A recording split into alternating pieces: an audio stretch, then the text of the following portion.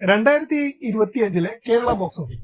Kerala box ഓഫീസിലെ 2025 June വരെയുള്ള സിനിമകളെ കുറിച്ച് ഞങ്ങൾ കുറച്ച് റിപ്പോർട്ടുകൾ പ്രിപ്പയർ ചെയ്തിരുന്നു. അതിന്റെ വീഡിയോയും നമ്മുടെ ചാനലുണ്ട്. അതിന്റെ ലിങ്ക് അവൈലബിൾ ആണ്, നിങ്ങൾക്ക് കണ്ടു നോക്കാവുന്നതാണ്. ഇപ്പൊ ജൂലൈ മന്തിലേക്ക് വരുമ്പോൾ മലയാളത്തില് ഒരു പ്രധാന റിലീസ് എന്ന് പറയാവുന്നത് സുരേഷ് ഗോപിയുടെ JSK എന്ന് പറയുന്ന ചിത്രമായിരുന്നു.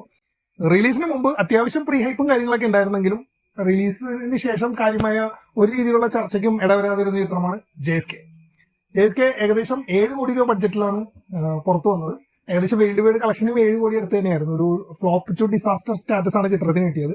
ചിത്രം ഒരു പഞ്ച്, നമ്മളൊരു കോർട്ട് ഡ്രാമ അല്ലെങ്കിൽ ഒരു സോഷ്യൽ റെലവന്റ് ആയിട്ടുള്ള ഒരു പടം എന്ന് പറയുമ്പോൾ പ്രതീക്ഷിക്കുന്ന ഒരു പഞ്ച് ഉണ്ടായിരുന്നില്ല. അത് തന്നെയാണ് ഈ ചിത്രത്തിന്റെ ഏറ്റവും വലിയൊരു പരാജയ കാരണമായിട്ട് എനിക്ക് പേഴ്സണലി തോന്നിയിട്ടുള്ളത്. പിന്നെ ഒരുപാട് സീരിയൽ ആർട്ടിസ്റ്റുകളൊക്കെ ഉണ്ടായിരുന്നു. അപ്പോൾ നമുക്കൊരു സിനിമാറ്റിക് എക്സ്പീരിയൻസ് തരാൻ ആ സിനിമക്ക് കഴിഞ്ഞില്ല. പേഴ്സണൽ ഒപ്പീനിയൻ ആണ് ഇതിന്റെ.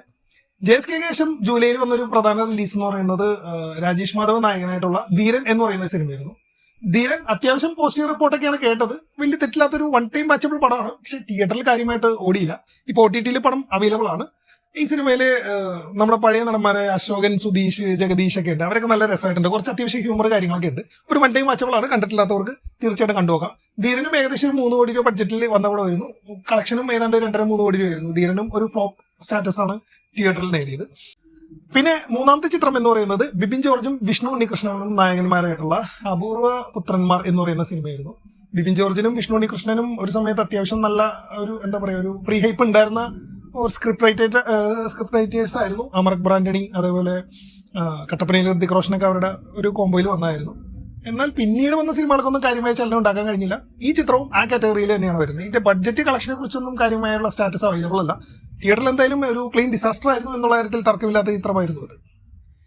പിന്നെ ഒരു മേജർ റിലീസ് എന്ന് പറഞ്ഞാൽ അത് എല്ലാ മാസത്തിലുള്ള ഒരു മേജർ റിലീസാണ്. ധ്യാൻ ശ്രീനിവാസന്റെ ഒരു സിനിമ റിലീസ് ചെയ്തിരുന്നു. ധ്യാൻ കേന്ദ്ര കഥാപാത്രം അല്ല, ആക്ച്വലി അനൂപ് മേനോനാണ് കേന്ദ്ര കഥാപാത്രം.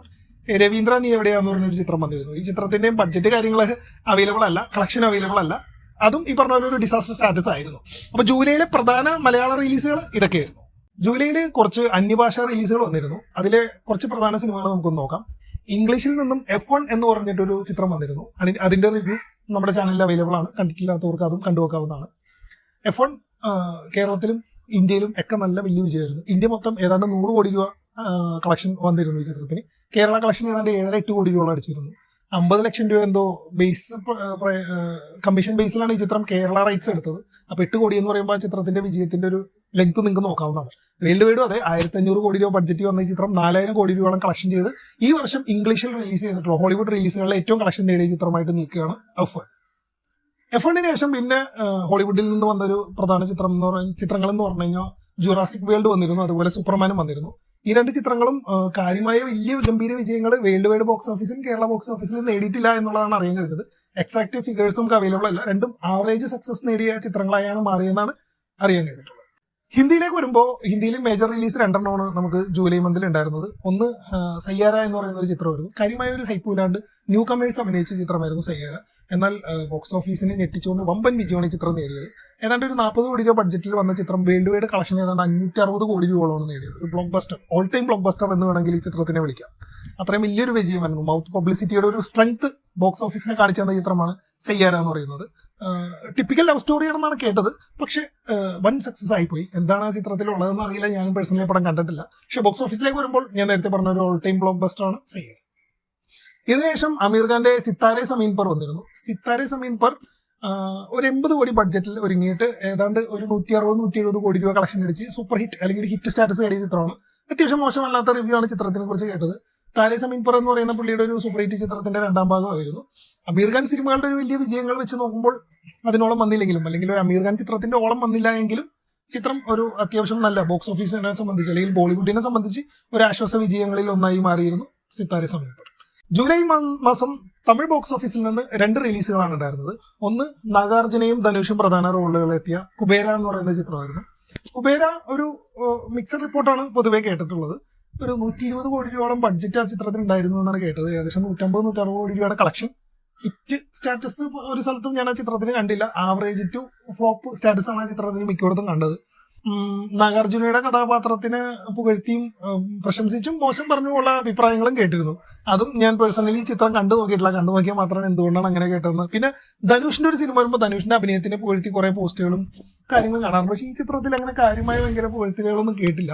അപ്പോൾ സബ്ജക്ട് ഓറിയന്റഡ് ആണ്. അതിൽ തന്നെ നാഗാർജുനയുടെ ക്യാരക്ടർ ഡ്രൈവ് ചെയ്യുന്ന ഒരു ചിത്രമാണെന്നൊക്കെയാണ് കേട്ടത്. എനിവേ, കണ്ടവരുണ്ടെങ്കിൽ നിങ്ങളുടെ അഭിപ്രായങ്ങൾ അറിയിക്കുക. തമിഴിൽ നിന്ന് വന്ന മറ്റൊരു ചിത്രം എന്ന് പറയുന്നത് വിജയ് സേതുപതിയും നിത്യ മേനോനും പ്രധാന റോളുകളിൽ വന്ന തലൈവൻ തലൈവിയാണ്. 15 കോടി രൂപ ബഡ്ജറ്റ് വന്ന ചിത്രം ഏതാണ്ട് 100 കോടി രൂപയാണ് കളക്ഷൻ അടിച്ചത്. ഒരു ബ്ലോക്ക് ബസ്റ്റർ ആയിരുന്നു. ഭയങ്കരമായിട്ടുള്ള പോസിറ്റീവ് റിപ്പോർട്ടുമായിട്ടാണ് ചിത്രം വന്നത്. നല്ല ഒരു കുടുംബ ചിത്രം, അത്യാവശ്യം എന്റർടൈനർ ആണ്. ചിരിക്കാനും കാര്യങ്ങളൊക്കെ ഉണ്ട്. നമുക്കൊരു സ്ട്രെസ് ഫ്രീ ടൈപ്പ് പടമാണ്. അതായത് നമുക്കൊരു ഇച്ചിരി ടെൻഷൻ റിലീഫാണ്. അത്യാവശ്യം കുടുംബ ബന്ധങ്ങൾക്ക് പ്രാധാന്യമുള്ള, കോമഡിക്ക് പ്രാധാന്യമുള്ള ഒരു ചിത്രമാണ് തലൈവൻ തലൈവി എന്നാണ് അറിയാൻ കഴിഞ്ഞത്. കേരള ബോക്സ് ഓഫീസിൽ വലിയ ചലനമൊന്നും ഉണ്ടാക്കിയില്ലെങ്കിലും ഒരു ആവറേജ് സക്സസ് ആയി മാറി. എന്നാൽ ടോട്ടൽ ബോക്സ് ഓഫീസ് കണക്കിൽ ഒരു super hit block buster status ആണ് തലൈവൻ തലൈവി. അപ്പൊ ഇതൊക്കെയാണ് നമുക്ക് ജൂലൈ മന്തിൽ ഉള്ള ചിത്രങ്ങൾ. ജൂലൈ മന്തിൽ ഞാൻ നേരത്തെ പറഞ്ഞ പോലെ മലയാള സിനിമയ്ക്ക് എടുത്തു പറയത്തക്ക വലിയ നേട്ടങ്ങളൊന്നും ഉണ്ടായിട്ടില്ല. അന്യഭാഷ ചിത്രങ്ങളാണ് കൂടുതൽ നേട്ടം ഉണ്ടാക്കി പോയിട്ടുള്ളത്. അതിൽ തന്നെ F1 മാത്രമാണ് വലിയൊരു നേട്ടം കേരള ബോക്സ് ഓഫീസിൽ നേടിയിട്ടുള്ളൂ. ബാക്കി ഓവറോൾ നോക്കുകയാണെങ്കിൽ തിയേറ്ററുകളെ സംബന്ധിച്ച് കാര്യമായ ചലനം ഉണ്ടാക്കാതെ പോയ ചിത്രങ്ങളാണ് ബാക്കിയുള്ളത്.